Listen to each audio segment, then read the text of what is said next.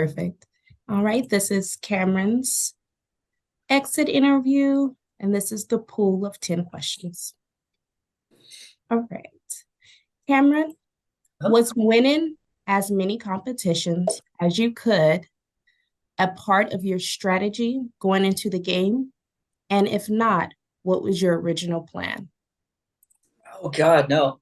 I think I won 7 competitions while I was there, and winning that many competitions was not part of my strategy. Granted, I didn't have the biggest strategy. I wanted to kind of ride the wave and go where I needed to go, but going in, I didn't want to appear as a competitive threat. But after a couple weeks back against the wall, I had to start fighting. So I just came out of the corner and started swinging every week. Second question, is there anyone you feel most betrayed by and why?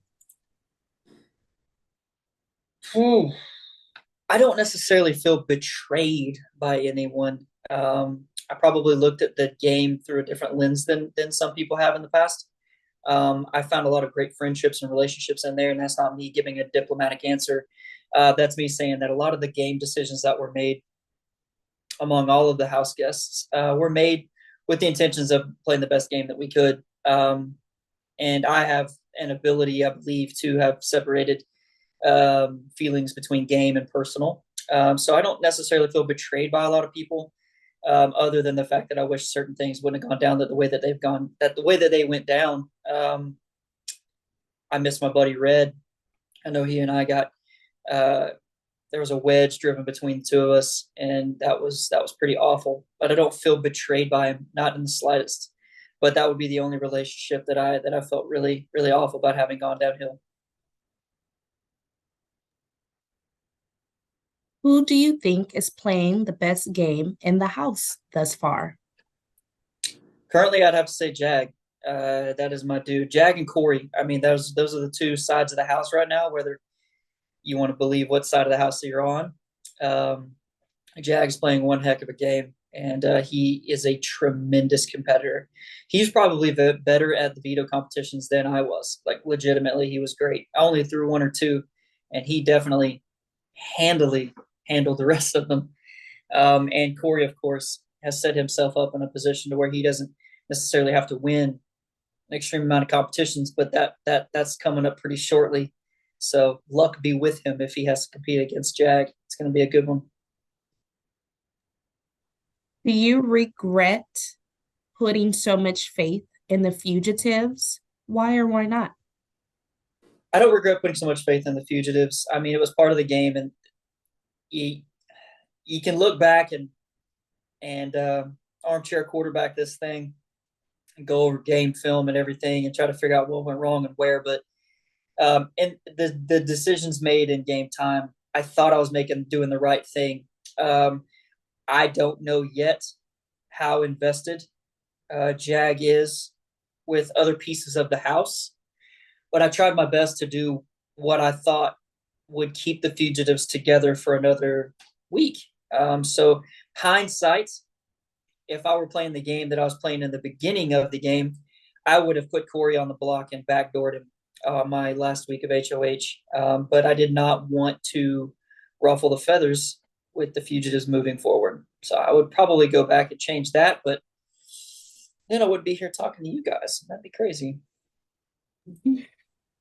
Well, after you had some time to think about your BB game, do you still feel, as you told Julie after your eviction, this was your fault?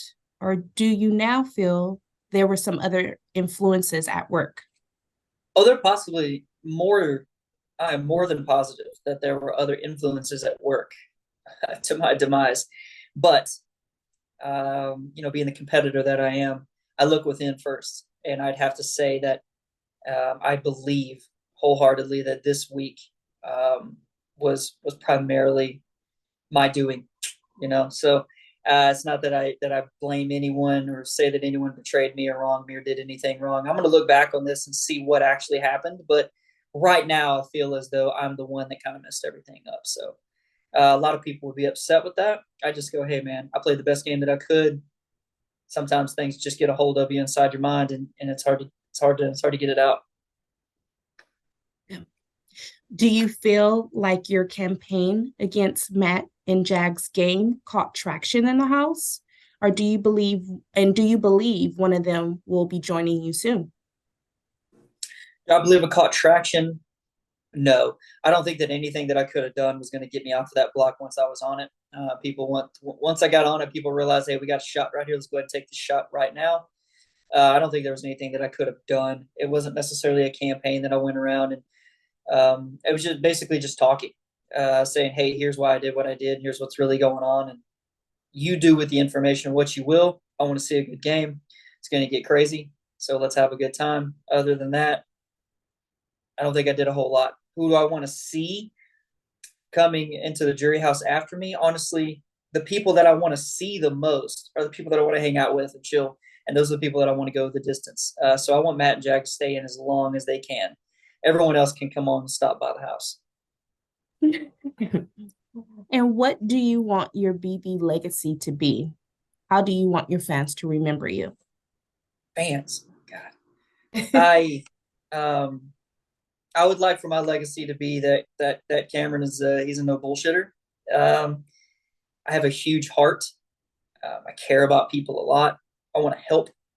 I'm a hell of a competitor. I'm not going to back down from a challenge. And I'm going to do everything that I can to remain myself. If the house guests decided to keep you in the game, who would you have truly targeted and why? Oh, I'd have burned Corey up, man.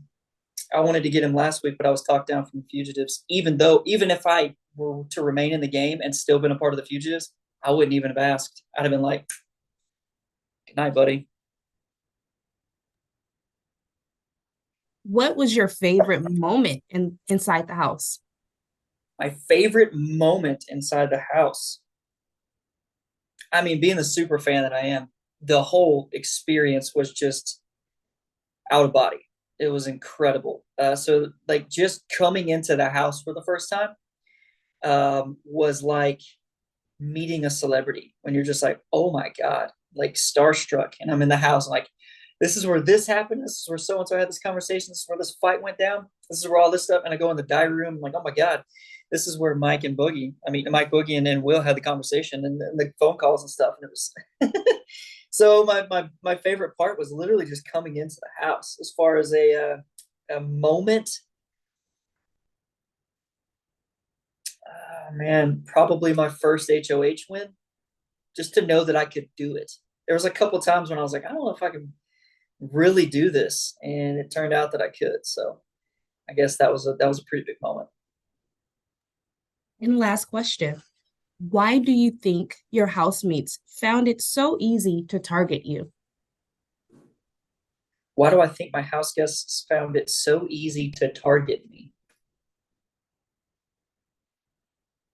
If I knew that, I'd probably still be in the game. um,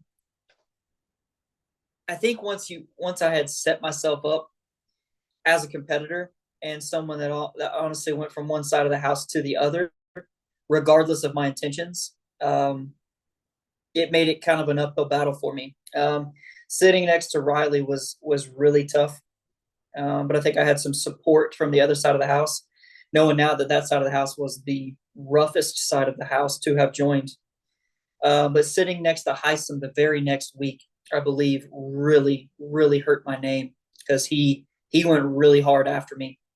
Had I not had to sit next to him, um, had anyone else sat next to him like Jag or somebody, they would have had the struggles that I had. So I think sitting next to Heisem because he ran around the house and did everything he possibly could do to stay, it really put my name in a bad light. And from that moment on, I was the one to go after.